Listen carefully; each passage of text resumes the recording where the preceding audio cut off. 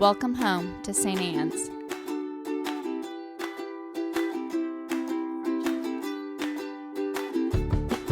We want you to know that you're welcome to join us at 10 a.m. on Sundays. Please be sure to hit subscribe to receive our sermons. We can't wait to meet you. So I do love honey. I'm done with the honey. Maybe it's like escargot, and you drown anything in a good enough sauce, and then suddenly you're like, yeah, I'll eat that. All right, but we're not going to talk about John today. I thought I was going to talk. Hey, Wesley, where'd you put that book you wanted me to read? The gold one? I'll tell you, you want to know a secret? I know all about St. Nick already. I don't need the book. You guys know I love a good hagiography, though. Do you know what hagiography is? I feel like I've told you before. But hagiography is the study of the saints, so the saint stories. So here at St. Anne's, this is the Sunday where we celebrate St. Nick. And we always do St. Nick the closest Sunday to when St. Nick falls. If you celebrate St. Nick in your house, December 6th is St. Nick Day. But should we talk a little bit about St. Nick and why he matters? Okay, she's going to go find her book that I guarantee she put down somewhere safe and she doesn't know where. Because what? On the ping pong table, okay. Oh, she brings it bearing. Oh, I'm going to make a John the Baptist reference. Are you ready? She comes bearing it like the head of John the Baptist. I know. Are you impressed how I tied together two people today? Wow. I don't need that one. I know. John the Baptist. Head of John the Baptist on a platter. Because, when you dance pretty, sometimes that's what you want in payment. I don't know. I'm not here to judge. I can't dance. All right, so St. Nicholas was a bishop in the early church. And look at this very convenient picture. Because, we keep this in the library. Because we're Roman Catholic enough that we have some Roman Catholic books in there. Because why not? We also have a lot of Protestant stuff, so, we're all about the balance here at St. Anne's. December 6th, St. Nicholas. So what is now an area in Turkey is where he was a bishop. 3rd century, so super, super early church. When it was still kind of a dangerous time to be a Christian. Anyway, not the point. So St. Nick is, let's see what they say he's the patron saint of. He's literally the patron saint of everybody. They say sailors, pilgrims, fishermen, perfume makers. I don't know why them. The poor and scholars. I don't know why them either. He wasn't terribly highly educated, but sure. That's cool. All right, literally everybody. I'm going to tell you, St. Nicholas gets claimed by everyone. But there are some really fun stories about him. Do you want to hear some fun stories? I've been requested to tell some really gruesome ones because, a good saint story usually has some gore to it. Like, we like to say that, church is really G-rated. I'm here to tell you it is not. The Bible should come wrapped in plastic with a little black warning label on it. And a parental advisory is absolutely accurate. And the same is true for hagiographies. These stories are wild, because here's what you have to know about this. This was not a written thing, so you would tell these stories, right? In the same way that when I preach, I tell you stories, right? You could go read the Bible. Did you know you don't have to go to church? It's in English. You could read it for yourself if you really wanted to. But why do we gather? We gather for the fun stories, right? For the relationships and the good stories. So the saint stories and a lot of scripture are really just the really fun stories that you would come and gather around and tell the fun stories around the campfire. Okay, let's tell some fun stories about St. Nick, right? The most common one, obviously, is why we put our shoes out and why sometimes, I don't know, depending on how you celebrate Christmas in your house, you might put stockings out. All right, so the main story about St. Nick, which is why we have, why we celebrate St. Nick the way that we do. See, I told you, I don't even need this book. I know these stories. But if you want to read them, they're in there. Okay, so Nicholas was a bishop in what is now the Turkey area, Smyrna, Turkey. Like I said, 300s. And I don't know how much you know about the plight of women at that time period and the really awesome thing that is called a dowry. But there's a really fun tradition about selling your daughters. I know. If I could get the right price, I might be willing to do it. But it actually went the other way because you got to feed these kids. They're useless. Useless. And you need to get rid of them because they just clutter up your house. You know? I mean, what? That's right. They're maggots in the right. Yes. They destroy things. You got to get rid of them. But nobody wants these daughters. They don't make any money for you. They're useless. So you got to pay someone to take one. And the wealthier you are, the more you can pay someone to take your daughter for you. Because, daughters. Anyway, and it says a person who is the most girl mom of all time. I love being a girl mom. Anyway, but it's not 300 in Turkey, so I mean it's a slightly different time period. So there's a man, he's very, very poor, and he has 3 of them. And here's the thing about children. It's not like one is just one more. Like, it's exponential. You know, you people who have more than one child, you understand this. The more daughters you have, the more expensive it gets. My father loved to tell people, because my sister and I graduated college and got married at like roughly the same time period. So she graduated law school. I graduated seminary. We both got married, and my dad got a Cadillac and a puppy. And he was like, I'm done. Okay. So St. Nick would understand my father's plight. And so this man, he has 3 daughters. He doesn't know what to do with them because, oh my gosh, they're just mouths to feed. They're useless. They just...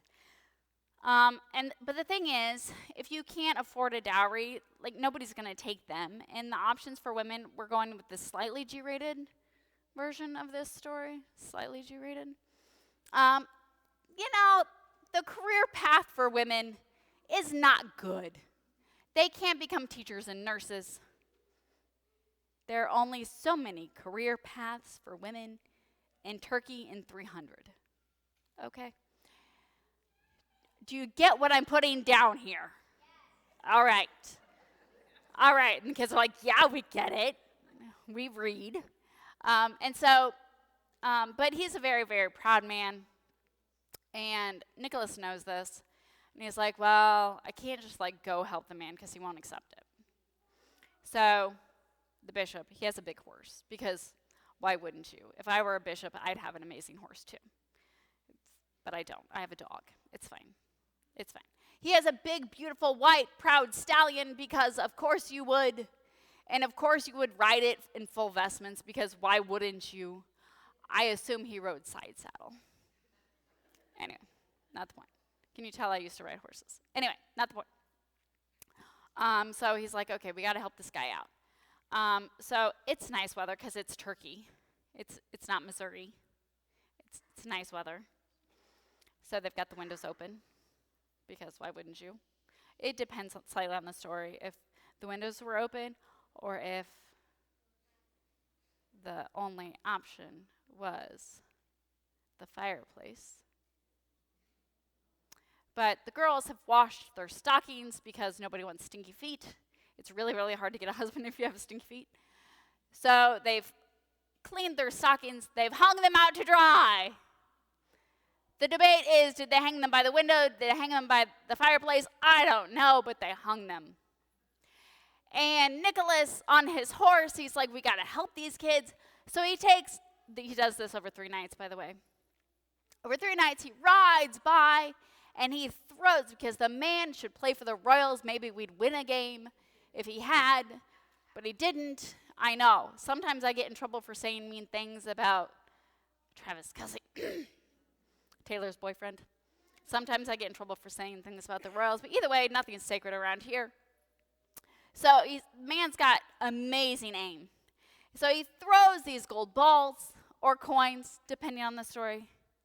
He throws them, and they miraculously land one in each stocking, thus ensuring that these children have dowries, and this man can get rid of these ridiculous daughters that he has cluttering up the house. It's a great story, right? Lovely story.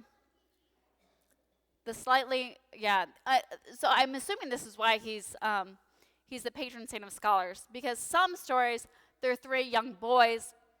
Some stories, they're seminarians. I'm going with I've been in seminary. I know seminarians. It's probably seminarians. But there's a famine in the area. Everyone's very, very hungry. And 3 boys, be they seminarians or young children, I don't know. It's fine. You go with the story you like best based on what we're going to do to them. This story's good. This is the PG one. I told you the cute one. This one's the really good one. So they're walking through the woods one day, and a butcher who is really struggling because it's a famine and there's no food to sell. So he comes across these 3 people and he kills them. Because why wouldn't you? I mean, it makes perfect sense if it's seminarians. Have you met a seminarian? They're like baby clergy. You know how annoying clergy are. Imagine baby versions. Or they're young boys, and I work with young males, so I understand that story too. Either way. And he's like, well, fresh meat because the other white meat. Sorry, I told you nothing was sacred. And so he's like, we're gonna pickle him and sell him as pork. So he's gonna butcher. He butchers because he's a butcher. And who else would know how to carve up a human like it was a pig, except for a butcher? And so he's gonna pickle them. So he's putting them in salt to pickle them. And St. Nicholas is like, And so he raises them from the dead. Yeah, puts them back together. I don't know if they smell a little briny or not. That's not in the story. It's in the book. I didn't even come up with these stories. They're in the book, man. I've never told you about the kids.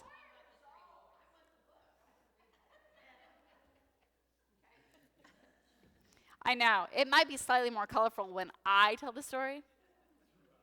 But the story's the story. Yeah, I didn't make that up because, yeah, ew. Yeah, so that's one of the reasons that I guess he's the patron saint of scholars and young children.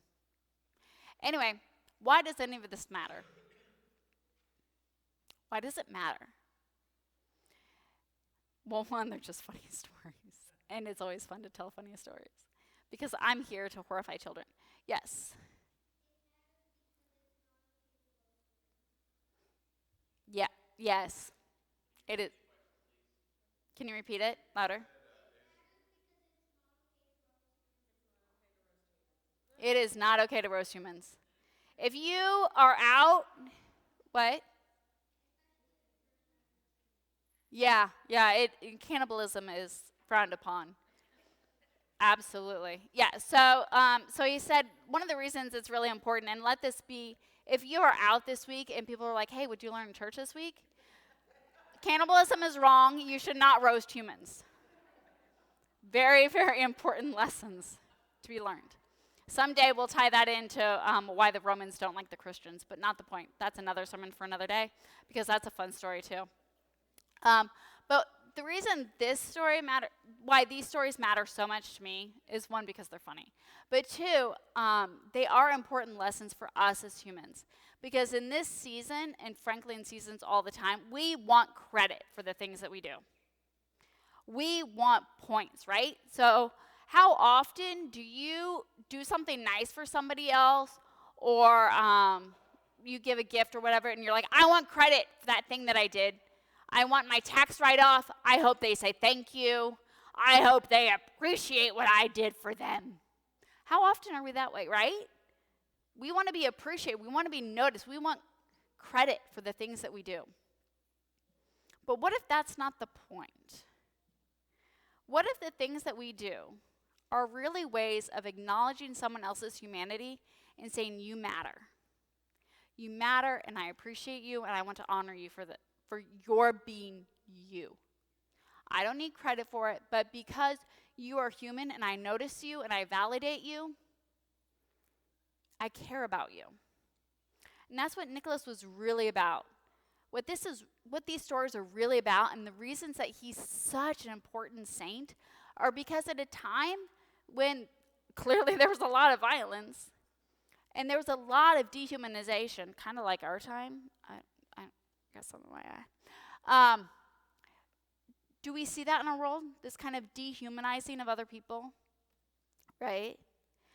But what if in this world, instead of tearing down and dehumanizing, we notice the humanity and grace and importance of other people? And what if one of the ways that we communicated God's love is by showing people that they matter, that they do not deserve to be dehumanized? Because these two stories are really about people who didn't matter being used. Because I told you kind of the G version of that story, but it's really about Nicholas saying people are not meant to be used. Humans are not meant to be used. They are not commodities. They exist because they are creatures of God. And we, as Christians, honor that. And it's not about whether or not these children who were killed, or the girls, or the dad, or anyone else knows how their humanity was honored, so much as they know that, yes, they matter, that they are human and they matter. That's what this is really about. So how do we do that? How do we do that? And I think why we get drawn in this time to some of these saints and some of these activities is because of the secrecy of it. We all love a good surprise, right?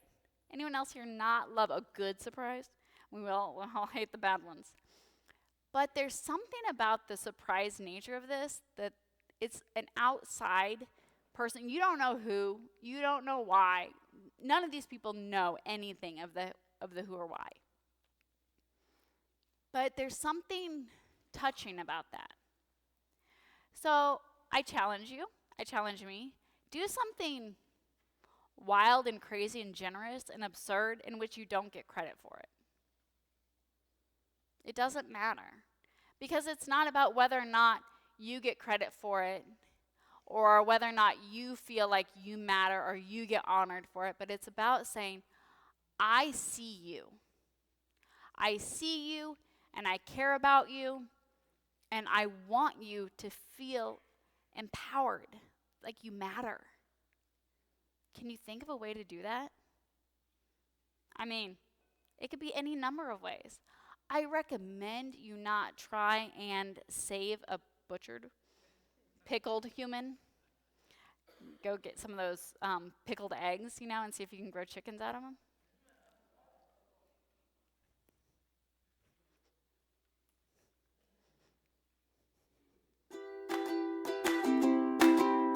We want you to know that you're welcome to join us at 10 a.m. on Sundays. Please be sure to hit subscribe to receive our sermons. We can't wait to meet you.